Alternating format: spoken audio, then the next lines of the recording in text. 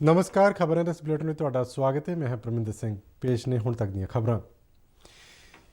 इसरो ਵੱਲੋਂ ਅੱਜ ਹਰ ਮੌਸਮ ਵਿੱਚ ਪ੍ਰਿਥਵੀ ਦਾ ਅਧਿਐਨ ਕਰਨ ਦੇ ਸਮਰੱਥ ਭਾਰਤ ਦੇ ਸਭ ਤੋਂ ਨਵੇਂ ਉਪਗ੍ਰਹਿ EOS-1 ਨੂੰ ਅੱਜ ਪੁਲਾੜ ਵਿੱਚ ਸਫਲਤਾਪੂਰਵਕ ਦਾਗਿਆ ਗਿਆ।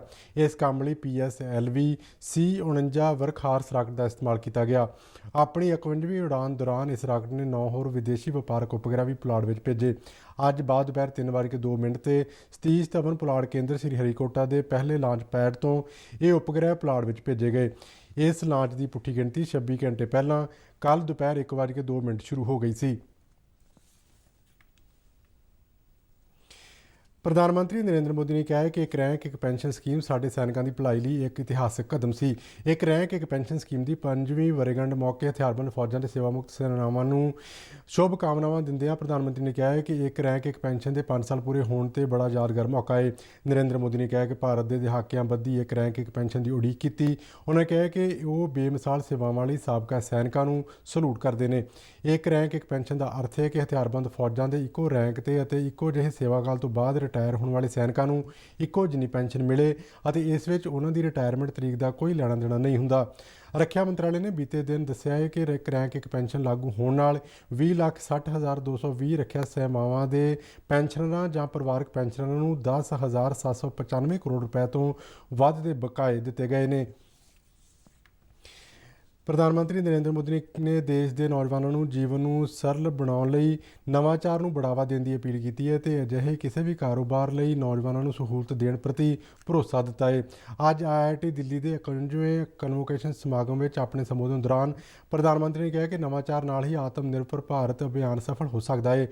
नरेंद्र मोदी ने कहा कि आत्मनिर्भरता भी विश्वीकरण जिन्नी ही जरूरी है। उन्होंने कहा कि कोरोना काल संकट के विश्व और तकनीक को काफ़ी बदल दिता तो कोरोना तो बाद भी इसकी भूमिका महत्वपूर्ण बनी रहेगी। उन्होंने कहा कि खेती सैक्टर में नवे स्टार्टअप इन्नी वध संभावनावां पहली बार पैदा हुई है। प्रधानमंत्री ने कहा कि निजी खेत्र में भी निवेश के कई मौके पैदा हुए हैं। उन्होंने ये भी कहा कि BPO खेत्र में कारोबार को सुखाला बनाने महत्वपूर्ण पहल की गई है। मोदी ने कहा कि हुण नौजवान वर्ग को गुणवत्ता विस्तार की संभावना भरोसेयोगता और अनुकूलता का नवा मंत्र अपनाना होगा।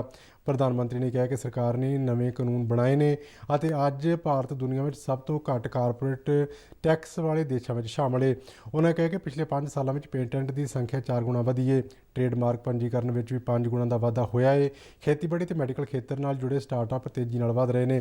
प्रधानमंत्री ने कहा कि भारतीयों ने पिछले कुछ सालों में 20 तो ज़्यादा यूनीकॉर्न बनाए हैं। उन्होंने कहा कि राष्ट्रीय बुनियादी ढांचा पाइपलाइन की उसारी तहत सरकार 1 लाख करोड़ रुपए तो वध का निवेश कर रही है। उन्होंने कहा है कि पूरे देश में आधुनिक बुनियादी ढांचा खड़े किए जा रहा है जिस नाल भविख दीयां लोड़ां भी पूरीआं हो सकणगीआं। बिहार में तीजे ते आखिरी गेड़ दी विधान सभा चोणों लिए 78 सीटां ते वोटां पाउण दा काम जारी है। दोपहर 1 बजे तक 34.8% वोटिंग हो चुकी सी। इस दौरान पूर्णिया जिले के तामदाह विधान सभा हल्के में पैंदे बूथ नंबर 282 ते कुछ शरारती लोगों ने मतदान में गड़बड़ी पैदा करने की कोशिश की जिस तो बाद सुरक्षा बलों ने इन्होंने खंडाउण लई हवाई फायर किए। सूबे के मुख्य चोण अधिकारी HR श्रीनिवास ने मीडिया को दस्सिया कि ड्यूटी ते तैनात CISF के जवान लोगों को लाइनों में खड़े होने और चोण कमिशन दी हदायतों अनुसार समाजिक दूरी बना के रखने लिए कह रहे सन। गड़बड़ी पैदा करने आए लोगों ने इन्होंने जवानों नाल हथोपाई करनी शुरू कर दी जिस तो बाद जवानों को स्थिति को काबू करने लई हवाई फायर करना पिया।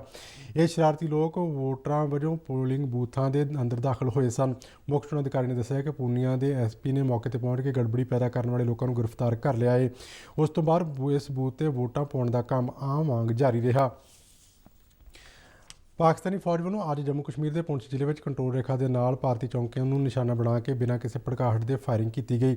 जम्मू में एक रक्षा बुलारे ने दस्सिया कि अज तड़कसार 2:30 बजे पाकिस्तान ने मनकोटे सैक्टर में छोटे हथियारों नाल फायरिंग की मोर्टार के गोले दागे। भारतीय फौज ने पाकिस्तान की इस हरकत का मूँह तोड़ जवाब दिता। बुलारे ने अगे दस्सिया कि 1 नवंबर को भी पाकिस्तान वालों पुंछ जिले के शाहपुर कितली और कसाबा खेत्रों में गोलीबंदी की उलंघना की गई सी। तो इस दे नाल ही इस बुलेटिन दी खबरां खत्म होंदियां ने। आग्या दिओ। नमस्कार।